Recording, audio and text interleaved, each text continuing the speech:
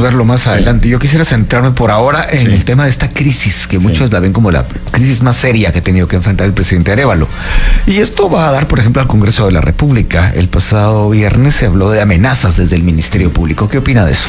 Bueno, es que hoy los diputados de esta actual legislatura, en su 90%, son unos mercenarios que viven en el anonimato.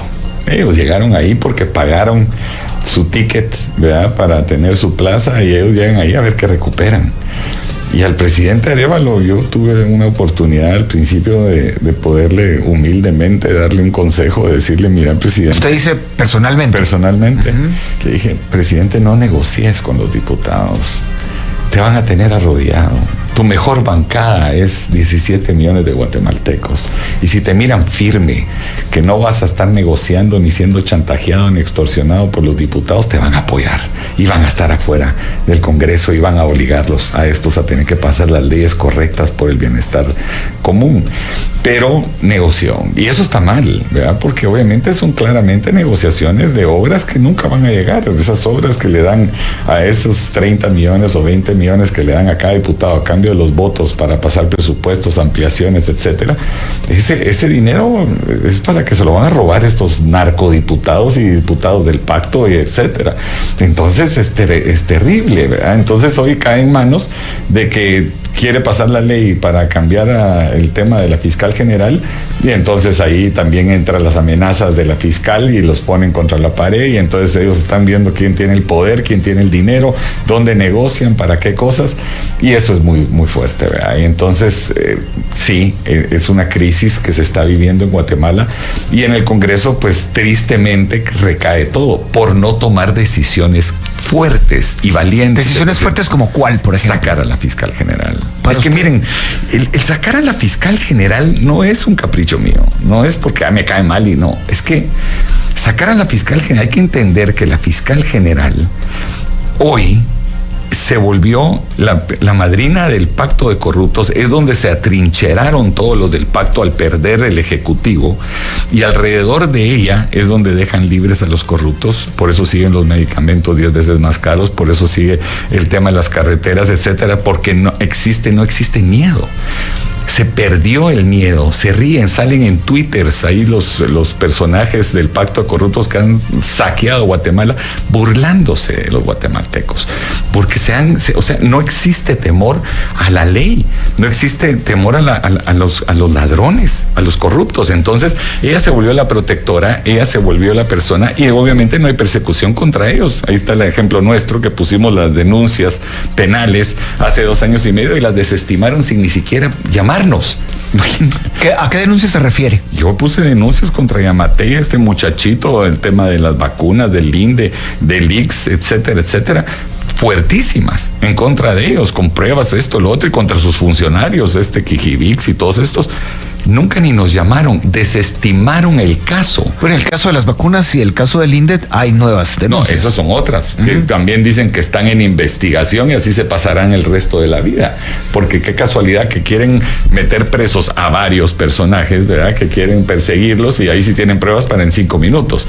Pero las pruebas que se presentaron hace 2 años y medio, ¿dónde están esas investigaciones? Es el claro ejemplo que es la madrina de la protección de la impunidad y del pacto de corruptos, donde están atrincherados hoy, y se dedica a amenazar, para jugar de temas políticos, a diputados, a jueces, a magistrados, donde los tienen contra la pared, diciéndoles: tengo esto, te voy a joder con esto, te voy a meter preso en esto, te voy a quitar esto. Claro, ahora las cortes también ya están un poco más balanceadas, pero todavía hay una situación compleja, porque hay jueces corruptos y jueces que son de ese grupo. Cuando dice un poco más balanceadas, ¿a qué se refiere? Bueno, por lo menos yo no conozco ningún magistrado, pero por lo menos el hecho que no se hayan podido poner de acuerdo para elegir a un presidente así de fácil, quiere decir que no están en una unidad como estaban antes, 12-1, ¿verdad? Ahorita estarán 7-6, 8-5 en temas, y entonces también ellos también tienen sus agendas personales, tristemente,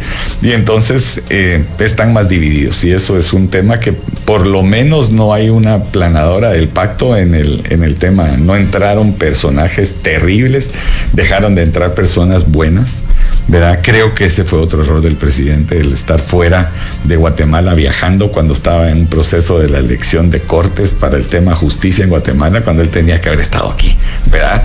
¿Qué hubiera cambiado si él hubiese estado aquí, según usted? Bueno, así como, mire, una cosa que hace el Pacto de Corruptos y la fiscal y otros personajes es que ellos manejan la ley y la Constitución a como ellos la quieren ver. Y entonces ellos presionan en base a eso, donde hay áreas grises, ¿verdad? De esos temas, o las quieran manipular. Pues aquí también había oportunidades, como por ejemplo el tema de sacar a la fiscal general. Eso hubiera cambiado la elección de las Cortes completamente, porque ahí hubieran dicho, puchis, ya no las tengo del todo aquí, ¿verdad? Ya el tema es, ya va a haber un nuevo fiscal que es uno de los 5 que quedaron en la terna.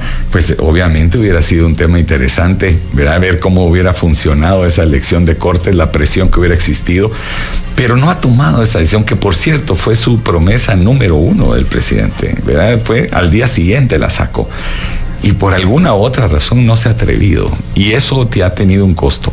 Ojo, no justifica el hecho de que 11 meses después no hay carreteras, sí, recibió un país en pedazos, sí, pero 11 meses después sí se puede haber tomado decisiones contundentes para arreglar las cosas de aquí en adelante. Seguirse lamentando para atrás ya no es una justificación. Entiendo que en este momento ya me están hablando desde cabina contigua para confirmarme a Manfredo Marroquín, también ex candidato presidencial, participa por la vía telefónica. Licenciado Marroquín, gracias por estar acá, buenos días.